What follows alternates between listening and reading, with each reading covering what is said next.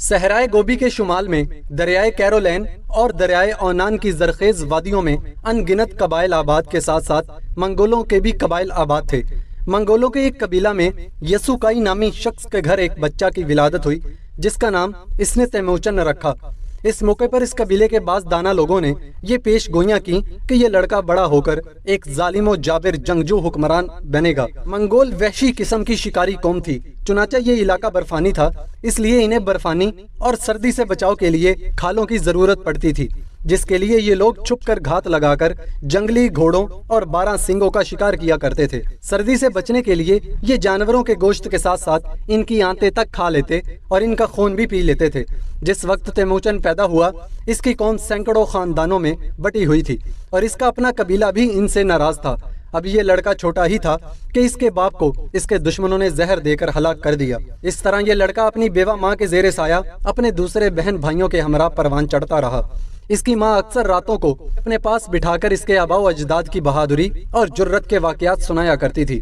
یہی وجہ تھی کہ تیموچن بچپن ہی سے نڈر اور بہادر تھا۔ اس قدیم دور میں قبائل کے درمیان دشمنی اپنے عروج پر تھی۔ ایک دن یہ لڑکا جنگل سے اکیلا گزر رہا تھا جہاں دشمن قبیلہ کے 6 نوجوان اسے قتل کرنے کے لیے گھات لگا کر بیٹھے ہوئے تھے۔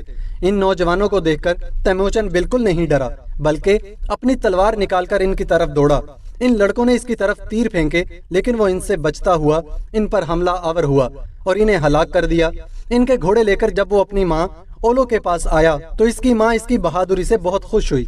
بڑا ہونے کے بعد تیموچن اور اس کے قبیلہ پر سب سے پہلے جو مصیبت آئی وہ یہ تھی کہ اس علاقے کے ایک دشمن قبیلہ جس کا سردار ترغاتائی تھا اس نے اچانک ان پر حملہ کر دیا۔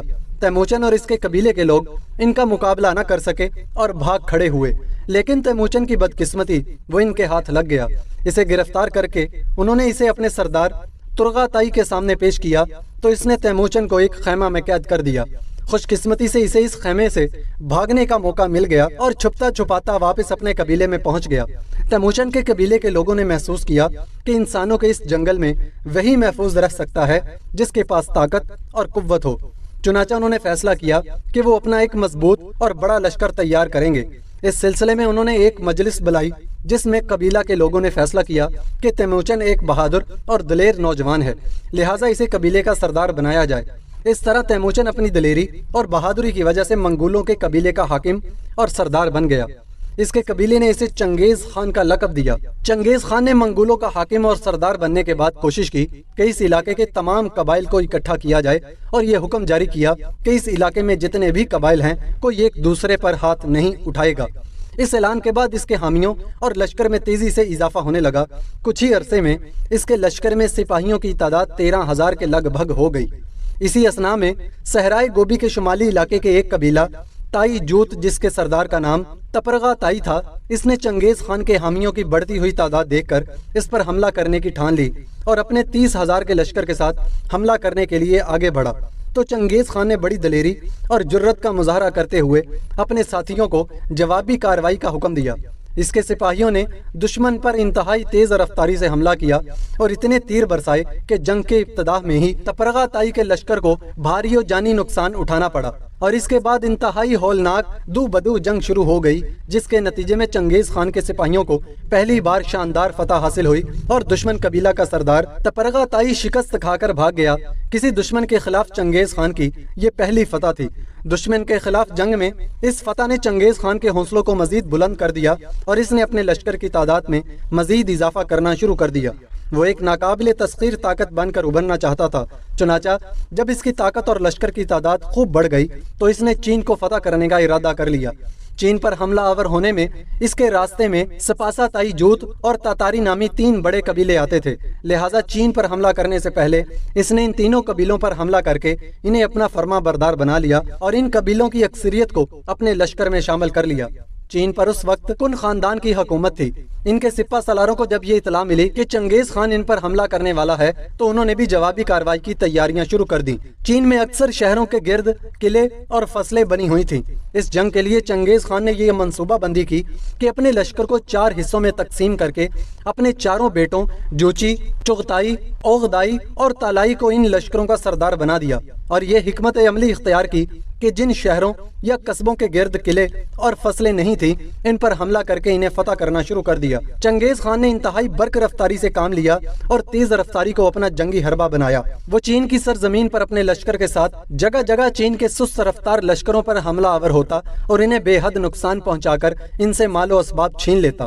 اس طرح اس نے چین پر ایک طوفان کھڑا کر کے رکھ دیا اور ان تمام شہروں کو جن کے گرد قلعے یا فصیلیں تھیں فتح کر لیا۔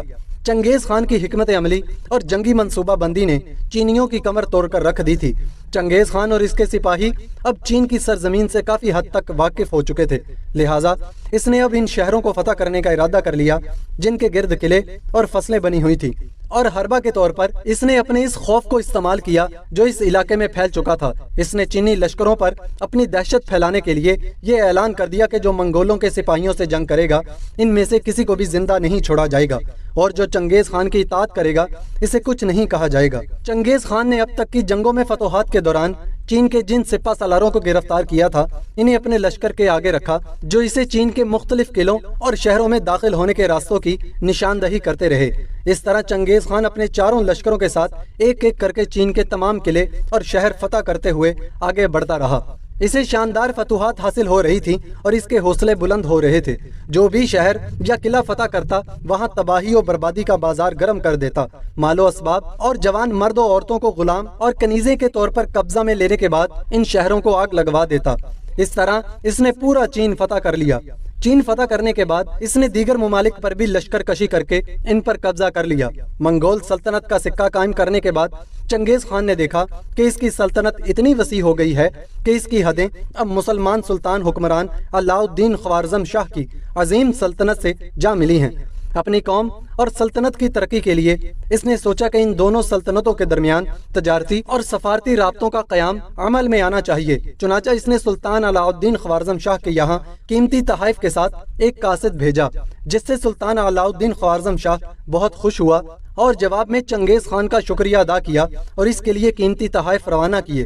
سلطان علاؤ الدین خوارزم شاہ کے تحائف لے کر جب یہ قاصد واپس پہنچا تو چنگیز خان بھی بہت خوش ہوا اور حکم دیا کہ دونوں سلطنتوں کو ایک دوسرے کے قریب لانے کے لیے مزید اقدامات ہونے چاہیے اور تجارتی قافلوں کا دونوں سلطنتوں میں آنا جانا ہونا چاہیے۔ چنانچہ چنگیز خان کے حکم پر 400 تاجروں کا ایک کارواں تیار کیا گیا جو قیمتی سامان لے کر روانہ ہوا، جس کا مقصد یہ تھا کہ منگول اپنا تجارتی سامان سلطان علاؤ الدین خوارزم شاہ کی سلطنت میں فروخت کریں اور اس کے بدلے میں اپنی ضروریات کا سامان وہاں سے خرید کر لائیں۔ منگولوں کا یہ تجارتی قافلہ جب سلطان کی سلطنت میں اترا تو وہاں کا حاکم اینال جو سلطان کا ماموں تھا ان کے پاس قیمتی سامان دیکھ کر اس کی نیت خراب ہو گئی۔ اس نے اس قافلہ کے تمام تاجروں کو گرفتار کر لیا اور سلطان کو ایک خط لکھا کہ منگولوں کا ایک کارواں جو 400 افراد پر مشتمل ہے تجارت کے بہانے ہماری سلطنت میں جاسوسی کرنے کے لیے آیا ہے، لہٰذا میں نے انہیں اپنی سرحد پر روک لیا ہے، ان کے لیے آپ کا کیا حکم ہے؟ سلطان نے اسے جوابی پیغام میں کہا کہ وہ حالات کی مناسبت سے اپنی مرضی کے مطابق ان لوگوں سے جو چاہے سلوک کرے۔ سلطان کا ماموں یہ جواب سن کر خوش ہو گیا کیونکہ اس کی لالچی نظریں منگولوں کے تجارتی اور قیمتی سامان پر تھیں۔ چنانچہ اس نے اس قافلے کے تمام تاجروں کو قتل کروا کر ان کے مال پر قبضہ کر لیا۔ اتفاق سے ان کا ایک آدمی جو قتل ہونے سے بچ گیا تھا اس نے چنگیز خان کے پاس پہنچ کر اس کو ساری صورتحال سے آگاہ کر دیا۔ چنگیز خان کو اپنے 400 تاجروں کے قتل پر سلطان علاؤ الدین خوارزم شاہ اور اس کے ماموں پر بڑا غصہ آیا۔ تمام منگول چنگیز خان کو کہنے لگے کہ ہمیں اپنے 400 تاجروں کے قتل کا انتقام لینا چاہیے۔ چنگیز خان ایسا کوئی قدم اٹھانے سے پہلے اس معاملے میں سوچ سمجھ سے کام لینا چاہتا تھا، لہٰذا اس نے فیصلہ کیا کہ پہلے اس معاملے کو سلطان علاؤ الدین خوارزم شاہ کے سامنے پیش کرنا چاہیے اور احتجاج کرنا چاہیے۔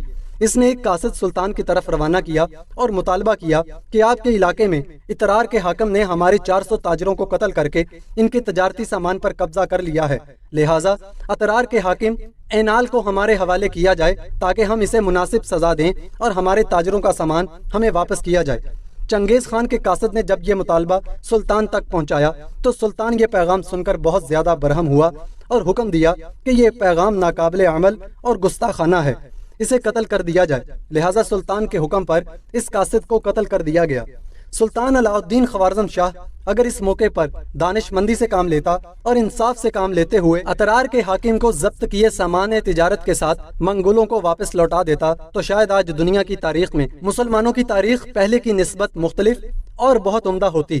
سلطان کی اس ناعاقبت اندیشی نے جلتی پر تیل کا کام کیا۔ جب چنگیز خان کو اپنے قاصد کے قتل کی اطلاع ملی تو اس نے یہ عہد کیا کہ وہ سلطان علاء الدین خوارزم شاہ کو اس توہین کا ایسا سبق سکھائے گا کہ وہ ساری عمر یاد رکھے گا۔ چنانچہ اس نے اس توہین کا بدلہ لینے کے لیے اپنے تمام لشکر کو تیاری کا حکم دے دیا۔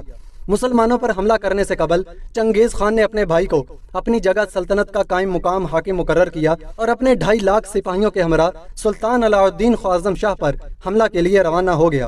روانگی سے قبل اس نے اپنے لشکر کو 4 حصوں میں تقسیم کر کے اس کی کمان اپنے 4 بیٹوں کے سپرد کر دی تھی۔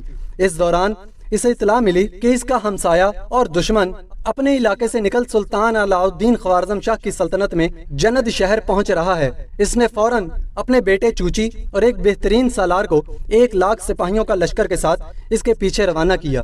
چوچی اپنے لشکر کے ساتھ اس کا پیچھا کرتے ہوئے سلطان علاء الدین خوارزم شاہ کے علاقے میں داخل ہو گیا۔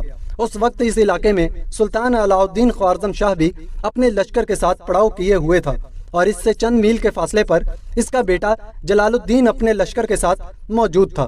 سلطان کو جب یہ خبر ملی کہ چنگیز خان کا بیٹا اپنے 1 لاکھ کے لشکر کے ساتھ اس کے علاقے میں داخل ہوا ہے تو اسے بے حد غصہ آیا۔ سلطان علاء الدین خوارزم شاہ اور اس کے سپاہی جنگ کا بہترین تجربہ رکھتے تھے، لیکن منگول سپاہی بھی چین میں مسلسل جنگوں میں مصروف رہنے کی وجہ سے سلطان کے مقابلے میں زیادہ جنگی مہارت رکھتے تھے۔ سلطان علاء الدین خوارزم شاہ اپنے لشکر کے ساتھ منگولوں کے لشکر کا راستہ روک کر کھڑا ہو گیا۔ دونوں لشکروں میں گھمسان کی جنگ ہوئی۔ چنگیز خان کے سپاہیوں نے اتنا زوردار حملہ کیا کہ وہ سلطان کے لشکر کو ایک طرف سے کاٹتے ہوئے اس کے درمیانی حصہ کی طرف چلے گئے۔ سلطان کے سپاہی بھی ڈٹے ہوئے تھے اور جان توڑ کر لڑ رہے تھے۔ قریب تھا کہ سلطان کو شکست ہو جاتی۔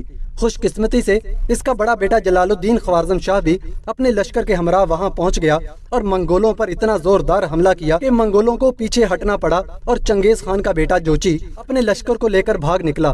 اس جنگ میں سلطان کے بہت زیادہ سپاہی مارے گئے۔ اپنے سپاہیوں کی اتنی بڑی تعداد کو ہلاک دیکھ کر سلطان بہت زیادہ فکر مند اور خوفزدہ ہو گیا۔ اس نے اندازہ لگایا کہ منگول دوسری قوموں کے مقابلے میں زیادہ نڈر اور جری ہیں اور بے خوفی سے حملہ آور ہوتے ہیں، لہٰذا اس نے اپنے طور پر فیصلہ کیا کہ وہ آئندہ منگولوں سے نہیں لڑے گا۔